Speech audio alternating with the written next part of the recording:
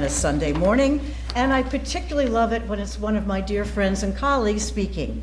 So Joe Chuman has been the leader of the Bergen Society since 1974, and since 2008 he has served with me, formerly with Kurt Collier and now with Richard Corll as leader here at the New York Society. He is an activist who has worked on behalf of human rights, civil liberties, and in opposition to the death penalty, as well as many other progressive causes.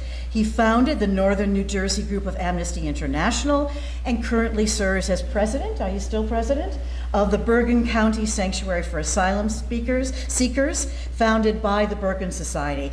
I could go on, but why should I when he's here and can tell us all about Dr. Martin Luther King? Right.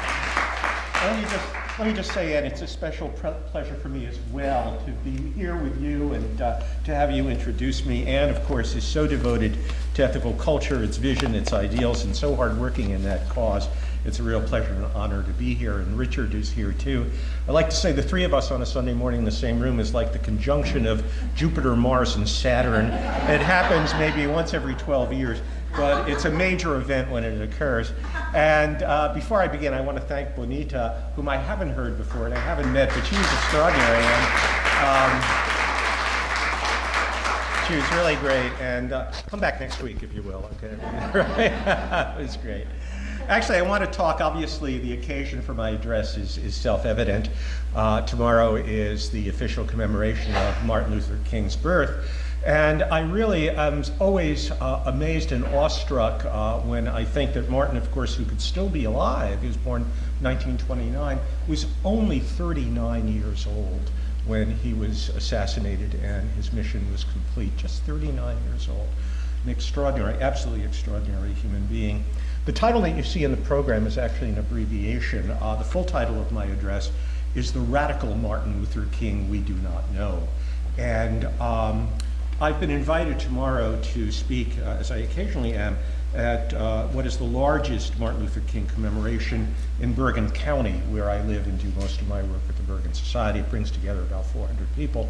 And it's an official commemoration, and it's well done, put together by a woman who actually was in Montgomery and knew Martin Luther King as a young woman. And King would often be the guest at Theodora's table in her home in Montgomery. It was her father, who was the president of the Dexter Avenue Church, that invited Martin Luther King to serve there in his first pulpit. So she puts together these events, and they're really very well done, and her presence elevates them. But I always participate in official commemorations with a little bit of ambivalence, because I think, as I'll try to point out, that official commemorations by no means probe deeply enough into the radical dimension of King's thought, and he was far more radical, I argue, than the official story that we are presented on his birthday. And I want to do justice to what I think was the deep reaches of King's thought in many areas, of course, most of all about race and racism. I begin as follows. In his acceptance speech of December 10th, 2009, upon receiving the Nobel Peace Prize, President Barack Obama said the following, quote, "We must begin by acknowledging the hard truth. We will not eradicate violent conflict in our lifetimes. There will be times when nations, acting individually or in concert, will find the use of force not only necessary, but morally justified." I make this statement mindful of what Martin Luther King Jr. said in this same ceremony years ago, quote, "Violence never brings permanent peace. It solves no social problems. It merely creates new and more complicated ones," end quote. As someone, Obama said, who stands here as a direct consequence of Dr. King's life work, I am living testimony to the moral force of nonviolence. I know there's nothing weak, nothing passive, nothing naive in the creed and lives of Gandhi and King. And then Obama says, "But as a head of state sworn to protect and defend my nation, I cannot be guided by their examples alone. I face the world as it is and cannot stand idle in the face of threats to the American people. For make no mistake, evil does exist in the world. A nonviolent movement could not have halted Hitler's armies. Negotiations cannot convince al-Qaeda's leaders to lay down their arms. To say that force may sometimes be necessary is not a call to cynicism, it is a recognition of history, the imperfections of man, and the limits of reason, end quote. Well, this invocation of force, I suspect, got his European hosts in Oslo squirming in their seats, okay? Because it may seem like an odd acknowledgement to make when receiving the world's foremost prize dedicated to the opposition of war. But Obama, I believe, was revealing himself above all to be a pragmatist and not an idealist. And for those keen on a history of ideas, he was a disciple of the Christian realist and author of Cold War containment policy, the Protestant theologian Reinhold Niebuhr, who argued for the judicious use of force to contain Soviet expansionism. As Soviet communism was to Niebuhr, so global terrorism was to Obama. But in giving homage to Martin Luther King and contrasting himself to King, Obama also implied a very interesting and important dynamic in the history and function of religion. In the history of religion, a difference is usually drawn between, quote, the priestly tradition on the one hand and the prophetic tradition on the other. The priestly tradition is that which we ascribe to the institutions of religion which can be passed down. The churches and churchmen, the teachings, the myths, the holy figures, the doctrines, dogmas, liturgies, and practices of religion. These comprise the major part of religion. By contrast, there is also the prophetic tradition. And although a minor voice in religion, in my view, this is where religion is at its best and does its most important work. The prophetic tradition is, of course, vested in the figure of the prophet. Who is the prophet? The prophet is the man or woman who stands outside of the precincts of established authority and critiques the abuses and corruption of that authority by the light of the loftier moral ideals and truths of the tradition. The prophet has no military nor economic power, only the power of ethical ideals and ethical witness by which he calls those in authority to a higher standard of conduct. Because the prophet stands outside the precincts of power, as Obama implies, he has greater freedom to express his ideals and act on them than one who is constrained by the competing demands that comes from holding political office.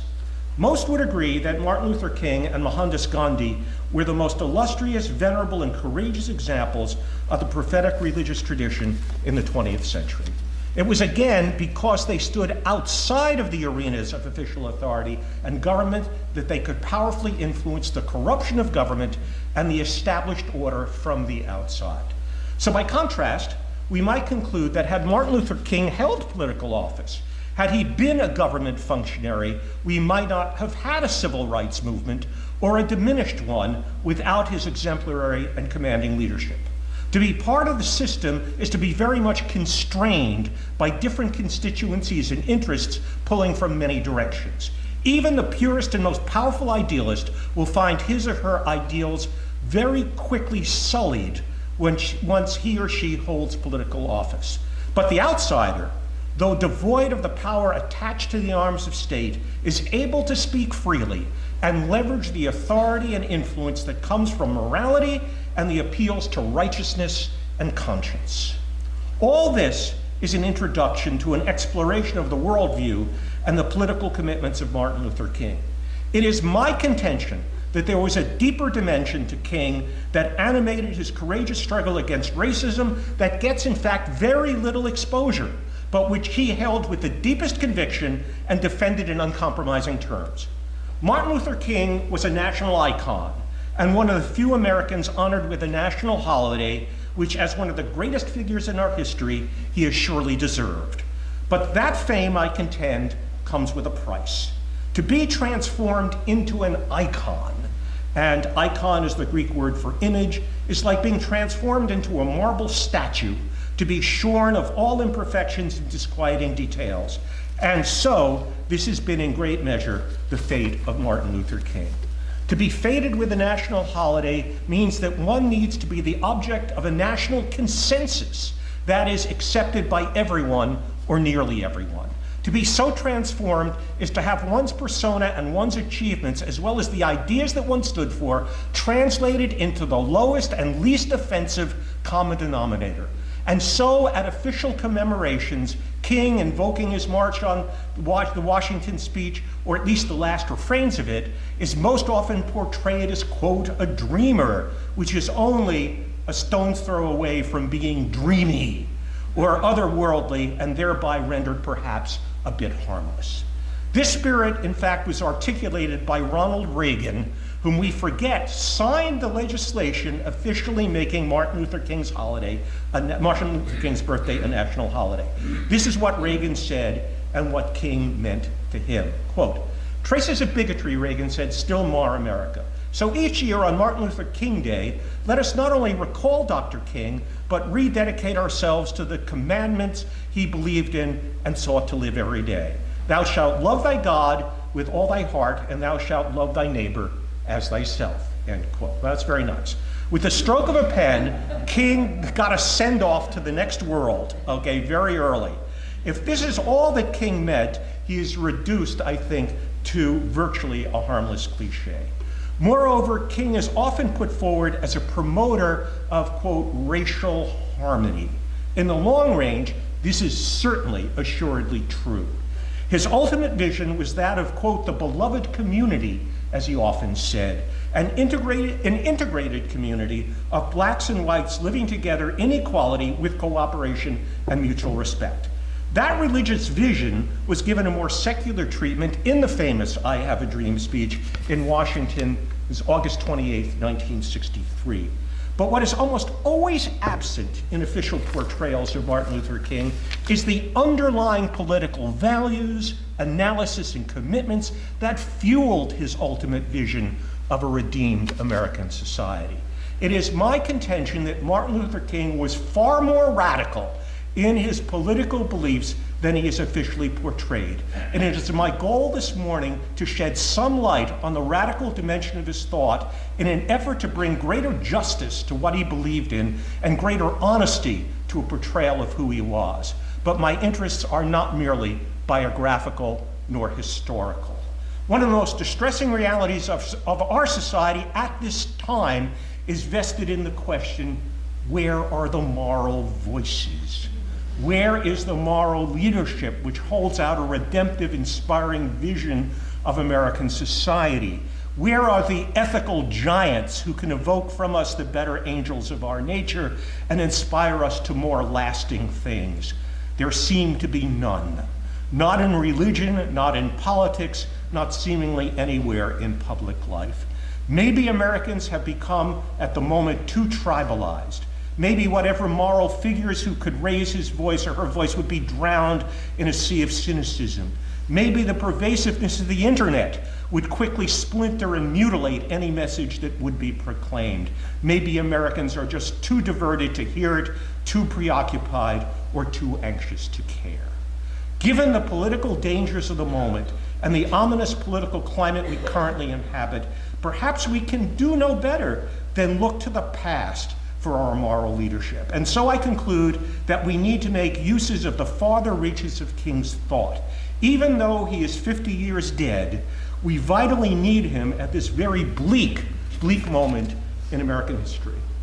So I ask, what was Martin Luther King's message in its more radical manifestations? Clearly the centerpiece of King's work was the ending of the 400-year scourge of racism in America. He was focally concerned about racism and racist attitudes, to be sure. The most salient aspect of assault on racism was putting an end to legal segregation in America, at which he was assuredly successful. In that sense, King was a transformational leader, as few have been, and his political triumphs is the basis of his greatness. But it is my contention that King's struggles against racism and white supremacy was part of and woven into a broader design which required, in his view, nothing less than a transformation of American society. In other words, without that more revolutionary transformation, racism, he believed, simply could not be overcome. In short, it was his belief that abolishing Jim Crow laws, which the civil rights movement did, was not equatable with ending racism. One needed to burrow down much deeper to transform and eradicate the underlying structures and institutions that in fact give rise to racism. King's activist career spanned the 13 years from his leadership in the Montgomery bus boycott of 1955 to his assassination in Memphis on April 4th, 1968. Among the major events of that brief 13 years was the Montgomery bus boycott, which was a success, a campaign to end segregation in Albany, Georgia in 1961, which was not, the Birmingham demonstrations of 1963, the Selma marches for voting rights of 1965, his encounter with racism in Chicago in 1966, his dialogue with Black Power advocates after marches in Mississippi in the summer of 1966, preparation for the Poor People's March in 66, his stand against the Vietnam War in 67 and 68, and his final march in support of Memphis garbage workers in 1968.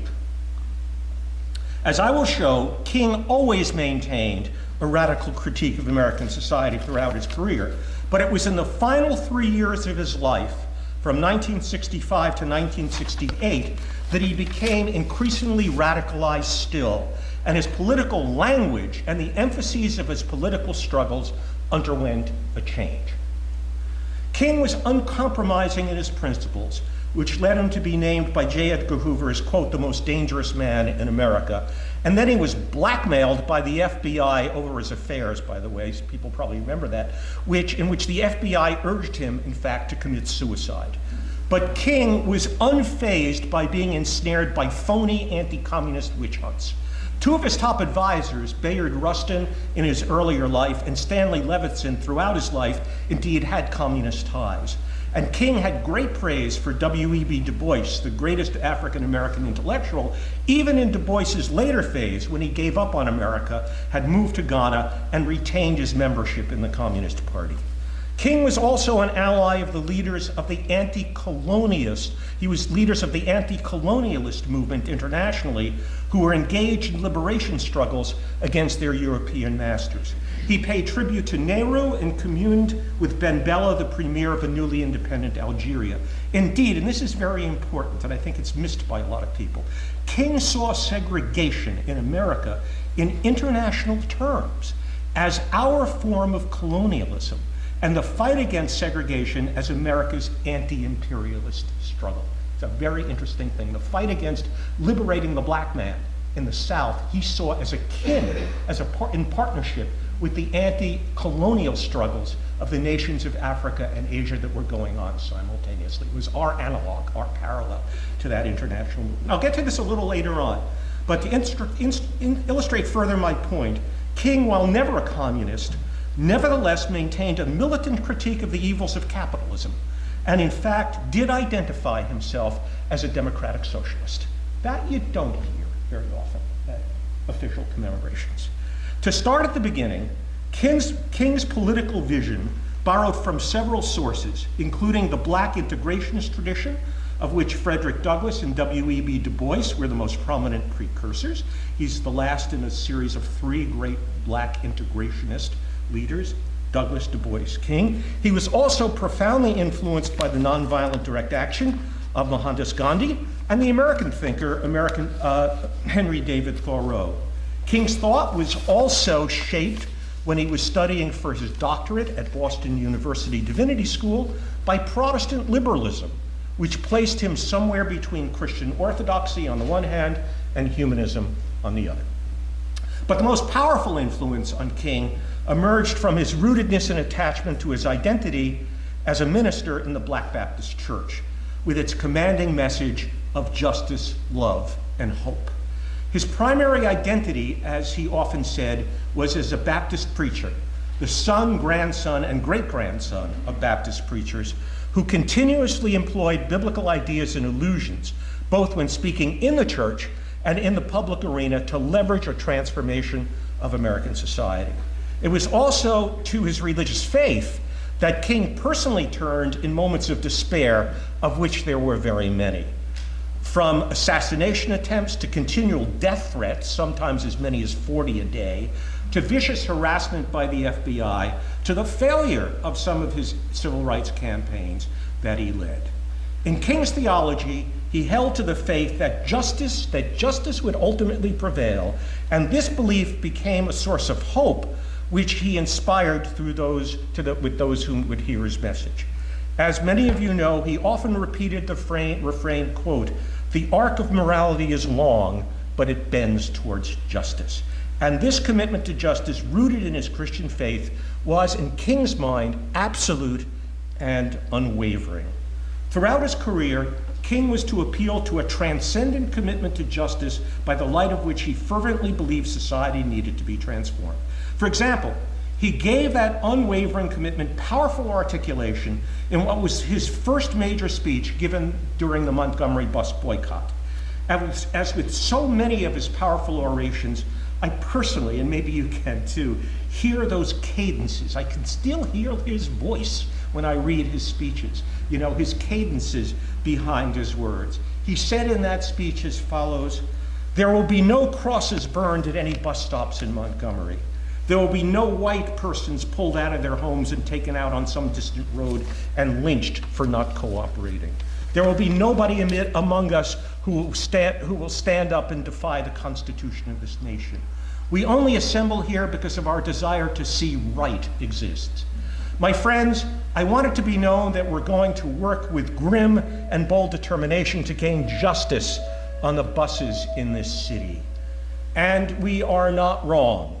We are not wrong in what we are doing. If we are wrong, the Supreme Court of this nation is wrong. If we are wrong, the Constitution of the United States is wrong. If we are wrong, God Almighty is wrong.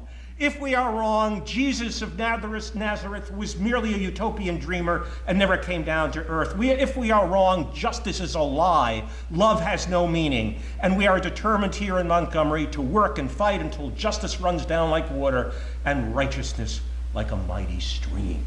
End quote. Wow. One can only interpret that proclamation not as a series of pretty words, but as a powerful call to a righteous commitment to undo the evils of segregation and bring forth a condition of equality. But by love, King did not mean sentimental or affectionate feelings for others. He did not. For him, love was a most powerful force that fueled his commitment to nonviolent resistance. What he meant by love is a creative understanding of where the oppressor is coming from and engaging one's enemy with a sense of redemptive goodwill. For King, hate and violence are inherently destructive, and it is this commitment which caused him to oppose such figures initially as Malcolm X and Stokely Carmichael, who derided nonviolent action as an expression of weakness. For King, the love which animated nonviolent resistance was not merely an ethic, but a tactic to disarm the oppressor and ultimately transform him and her by appeal to their conscience. In the words of Cornel West, quote, "King's radical love was a moral and practical method, a way of life and a way of struggle in which oppressed people could fight for freedom without inflicting violence on the oppressor, humiliating the opponent, and hence possibly transforming the moral disposition of one's adversary," end quote. In King's value system, hate and vengeance would breed hate, but love is transformative. Love was a manifestation not of weakness, but of strength. And in the manifestation of that love through nonviolent confrontation, King believed lay not only the transformation of the oppressed condition of African Americans, but the transformation of white Americans as well. In this, he believed that the black people of America had a distinctive historical mission and a redeeming role to play in America as a whole. I just have to say in parentheses, in this way, his thought was parallel to that of Gandhi, whom he saw as his mentor. Gandhi was a devout Hindu, and his effort to politically liberate India from the clutches of British colonialism was not merely a political act, it was a religious act. Through the application of nonviolent resistance, Gandhi wanted to transform the mind and the mentality and the values of the oppressor in that process. And you know what? Brits and Indians don't quite love each other. They're not warm and fuzzy with each other today, but they don't hate each other that much either.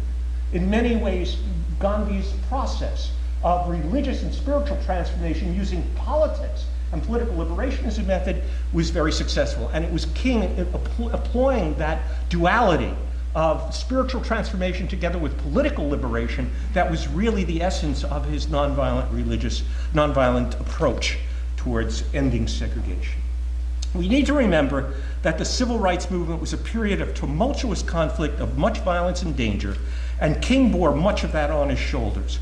It was the period of the Freedom Rides, the shock troops of the Student Nonviolent Coordinating Committee, the Mississippi Summer and the assassination of the 3 civil rights workers, the Selma to Montgomery marches of 1965 with the Bloody Sundays and the police beatings, the dogs and the deaths of both black and white protesters. Selma was the last great march which ended the earlier phase of the civil rights movement and arguably opened the door to another. And with it, some historians noted that Martin Luther King underwent his own transformation as America and King faced new challenges. It was a complex time for both the civil rights movement and for King, as polls indicated that faith in the movement began to wane, especially in the minds of sympathetic white liberals, and King felt the challenge of the emerging Black Power movement, which questioned his commitments to nonviolent resistance. There were those, especially King's lieutenant, again, Bayard Rustin, who concluded that it was King's experience with the Watts riots in Los Angeles in August 1965 that deepened his radicalism and convinced him that the time had come to bring the civil rights movement from the South to the North, especially Chicago and its suburbs. And so he led marches through the poorer precincts of Chicago, where he was physically assaulted, and through white suburbs such as Cicero, Illinois, where the hatred was simply vitriolic. I mean, I remember him saying, the violence in the South was horrible, but I've never seen violence and hatred this vitriolic until I marched through Cicero, Illinois, and the suburbs of Chicago. Okay. When King launched a civil rights campaign in Chicago in '65, he was again shocked by the hatred and violence expressed by working class whites as he and his followers marched through the streets of segregated neighborhoods in Chicago and its suburbs. He saw that the problem in Chicago's ghetto was not legal segregation, but as he put it, economic exploitation, slum housing, overpriced food, and low-wage jobs, as he said, because someone profits from their existence, end quote. These experiences led King to develop a more radical outlook. King supported President Johnson's declaration of the war on poverty in '64, but like his friend and ally Walter Reuther, the president of the United Auto Workers Union, King thought that it did not go nearly far enough. As early as October '64, King called for a gigantic Marshall Plan for the poor, black and white. That's when he began to talk openly about radical but practical solutions to America's problems, including some version of democratic socialism. In 1966, King confided to his staff, quote, "You can't talk about solving the economic problem of the Negro without talking about billions of dollars. You can't talk about ending the slums without first saying profit must be taken out of the slums. You're really tampering and getting on dangerous ground because you're messing with folk then. You are messing with the captains of industry. Now this means that we are treading in difficult water because it really means that we are saying that something is wrong with capitalism. There must be a better distribution of wealth and maybe America must move towards a democratic socialism," end quote. To be clear, King was not a communist. In his '67 book, Where Do We Go From Here?, he wrote the following: "The revolution of values must go beyond traditional capitalism and communism. We must honestly admit that capitalism has often left a gulf between superfluous wealth and abject poverty, has created conditions permitting necessities to be taken from the many to give luxuries to the few," boy, we know that, "and has encouraged sweet-hearted men to become cold and conscienceless so that they are unmoved by suffering, poverty, and stricken humanity. The profit motive, when it is the sole basis of an economic system, encourages a cutthroat competition and selfish ambition that inspires men to be more I-centered than thou-centered. Truth is found," he said, "in neither traditional capitalism nor classical communism. Each represents a partial truth. Capitalism fails to see the truth in collectivism. Communism fails to realize that life is personal," end quote. It was in this period that King's philosophy of American society and the roots of racism coalesced around a grand synthesis that joined together the evils of racism with capitalism, poverty, materialism, and imperialism. All these social ills were interrelated and mutually reinforcing, suggesting again that the end of racism would have to be tied to a revolutionary reconstruction of American society, its economy, its institutions, and its values. It was at this point that his analysis of racism became, in fact, global. While King held to these views throughout his career, it was in the last years of his life that they took on a special urgency and became more pronounced in his sermons and speeches, both to his more immediate followers and to the public at large. Though he put forward these ideas in various venues, perhaps the best way to illustrate them is to invoke the phenomenal speech that King gave in opposition to the war in Vietnam. The speech represented a major and very painful milestone in his career. That famous oration was given to an overflowing crowd of more than 3,000 right here on the Upper West Side at Riverside Church on April 4th, 1967, exactly to the day 1 year before he was murdered. Okay. The rendering of that speech had a very difficult birth, and the fact that he delivered it is a testament, I believe, without a shred of cynicism, to Martin Luther King's extraordinary integrity and his monumental courage. King had been warned not to speak out against the war, and the opposition he received was not just from the public, but from his own lieutenants and trusted advisors, associates, friends, and comrades. He was told that as a civil rights leader, he was not qualified to speak about international affairs. He was warned by colleagues that speaking out against the war would cut down on contributions from his liberal backers who saw no connection between Mississippi and the Mekong Delta. Speaking out against the war would antagonize Lyndon Johnson, whose political support he needed to pass legislation. In the eyes of many who saw King as a hero, he became not a hero, but, quote, a communist dupe, a troublemaker, a traitor, or at best, very naive.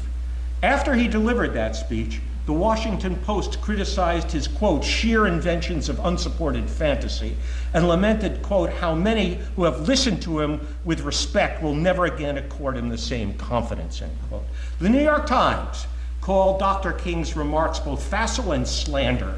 It said the moral issues in Vietnam are, quote, less clear-cut than he suggests, and warned to divert the energies of the civil rights movement to the Vietnam issue is both wasteful and self-defeating. We have to remember, in 65, the American population had not yet turned against 67, the population had not yet turned against the war in Vietnam. It still had a majority of public support. It was only in 68 that we introduced far more troops and brought them up almost to 600,000 in Vietnam that really turned the tide. So this was not he did not have the backing of the wind of the American public was not yet at his back. He was proven to be correct, but at that time, he was running against what in effect were the major political currents, as well as those people who were his closest friends and advisors. But you know, King gave that speech anyway. And I truly believe it was because he thought that the war was indeed a great evil, and he simply could not remain silent. And so he said in his introduction, the very beginning of that speech, quote, I have come to this magnificent house of worship tonight because my conscience leaves me no other choice. And then joining together racism and poverty, he noted the following, quote, this is from the speech. Perhaps a more tragic recognition of reality took place when it became clear to me that the war was doing far more than devastating the hopes of the poor at home. It was sending their sons and their brothers and their husbands to fight and to die in extraordinarily high proportions relative to the rest of the population. We were taking the black young men who had been crippled by our society and sending them 8,000 miles away to guarantee liberties in Southeast Asia, which they have not found in Southwest Georgia and in East Harlem. So we have been repeatedly faced with the cruel irony of watching Negro and white boys on TV screens as they kill and die together for a nation that has been unable to seat them together in the same schools. So we watch them in brutal solidarity burning the huts of a poor village, but we realize that they would hardly live on the same block in Chicago. I could not be silent in the faith of such cruel manipulation of the poor. I am convinced, he says, that if we are to get on the right side of the world revolution, we as a nation must undergo a radical revolution of values. We must rapidly begin the shift from a thing-oriented society to a person-oriented society. When machines and computers, profit motives and property rights are considered more important than people, the giant triplets of racism, extreme materialism, and militarism are incapable of being conquered, end quote. In that speech, having called America, quote, the greatest purveyor of violence in the world today, and that didn't win him a lot of friends, let me tell you, King declared that, quote, we are called to speak for the weak, the voiceless, for victims of our nation, and for those it calls enemy. For no document from human hands can make these humans any less than our brothers. End quote. Here was Martin Luther King using the power of his moral conviction to draw a line between American militarism at its worst, the excesses of capitalism which institutionalized poverty at the expense of the greed of the powerful, all feeding into the crime of racism which oppressed his black brothers and corrupted his fellow white citizens whom he refused to give up on. Martin Luther King was a crusader against the scourge of racism. He was an enemy of violence. He was an apostle of love. He was a champion for the dispossessed, and he was a citizen of the world. He stood against the bleak forces which have come over us with such menacing power. If he were with us today, I am absolutely positive he would be fighting against the enduring ugliness of racism, but even more militantly. He would decry the evils of an economic system which has divided our society perhaps more than even he could have imagined then. He would condemn the scapegoating of the immigrant and the refugee.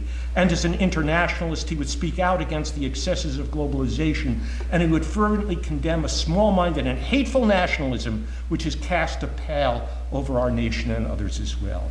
But my point has been that he would have been doing this not as a bleeding heart do-gooder, not as a naive idealist nor a rosy optimist, not as, quote, a dreamer, but as a radical and revolutionary, militant and passionate activist who hated what America was doing, but did not hate America. And as someone who knew that love is not a sign of weakness, but of an enduring, courageous strength and power. I'd like to end, friends, with what is my favorite passage from King's earlier period, which he inscribed in his justly famous The Letter from the Birmingham Jail, which in my opinion is simply one of the finest, most beautiful pieces of prose writing in the English language in the 20th century. Okay, you know, I like to write, but I'm so jealous. There's some people who really know how to write, you know, I mean, and he was certainly one of them. And it is true, I've read this, it's not apocryphal. He was in the Birmingham jail and they gave him newspapers. He did inscribe that letter in the margins of the newspapers and had it smuggled out, okay, to his comrades. Now, let me give you a little bit of the background of that letter. You should know it was actually written to about a dozen or 14 white liberal clergy. I think if there were a dozen, 10 of them were Protestant ministers, and there were 2 rabbis in there, who he saw as allies of the civil rights movement. They were sympathetic to the cause of segregation and to King's objectives, but they criticized his methods. They basically said, why don't you go slow? Why don't you use the courts? Why don't you engage in negotiation when you do that? And in response, King basically said that, and then they said, all you're doing by bringing the struggle to the streets with your, nonviolent protests and resistance is heightening the tensions. And King said, yeah, that's the point. The point is to heighten the tensions, right? And if you know a little bit about his intellectual background, part of that is a little bit, I have to say this as an intellectual and love the history of ideas.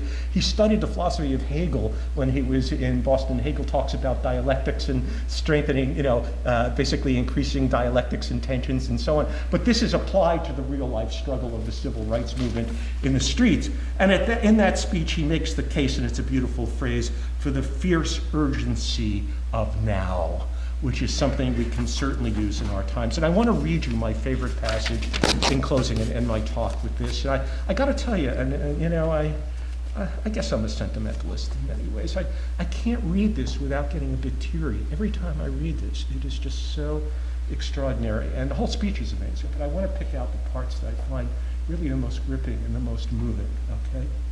Let me read it to you. I'll try to get through it. King said in that letter from the Birmingham jail, "We know through painful experience that freedom is never voluntarily given by the oppressor. It must be demanded by the oppressed. I have never yet engaged in a direct action movement that was, quote, well-timed, according to the timetable of those who have not suffered unduly from the disease of segregation. For years now, I have heard the word wait. It rings in the ear of every Negro with a piercing familiarity. This wait has almost always meant never. It has been a tranquilizing thalidomide, relieving the emotional stress for a moment only to give birth to an ill-formed infant of frustration. We must come to see with the distinguished jurist of yesterday that, quote, justice too long delayed is justice denied. We have waited for more than 340 years for our God-given and constitutional rights. The nations of Asia and Africa are moving with jet-like speed toward the goal of political independence, and we still creep at horse and buggy pace toward the gaining of a cup of coffee at the lunch counter." That's a brilliant metaphor. Again, the linkage between anti-imperialism and the struggle against segregation.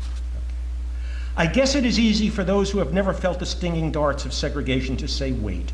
But when you have seen vicious mobs lynch your mothers and fathers at will and drown your brothers and sisters at whim, when you have seen hate-filled policemen curse, kick, brutalize, and even kill your black brothers and sisters with impunity, when you see the vast majority of your 20 million Negro brothers smothering in an airtight cage of poverty in the midst of an affluent society, when you suddenly find your tongue twisted and your speech stammering as you seek to explain to your 6-year-old daughter why she cannot go to the public amusement park that has just been advertised in television, and see tears welling up in her little eyes when she is told that Funtown is closed to colored children, and see the depressing clouds of inferiority begin to form in her little mental sky, and see her begin to distort her little personality by unconsciously developing a bitterness towards white people. When you have to concoct an answer for a 5-year-old son asking in agonizing pathos, "Daddy, why do white people treat colored people so mean?" When you take a cross-country drive and find it necessary to sleep night after night in the uncomfortable corners of your automobile because no motel will accept you. When you are humiliated day in and day out by nagging signs reading white and colored. When your first name becomes nigger and your middle name becomes boy, however old you are, and your last name becomes John, and when your wife and mother are never given the respected title Mrs., when you are harried by day and haunted by night by the fact that you are a Negro living constantly at tiptoe stance, never knowing what to expect next, and plagued with inner fears and outer resentments, when you are forever fighting a degenerating sense of nobodiness, then you will understand why we find it difficult to wait. There comes a time when the cup of endurance runs over and men are no longer willing to be plunged into an abyss of injustice where they experience the bleakness of corroding despair. I hope, sirs, you can understand our legitimate and unavoidable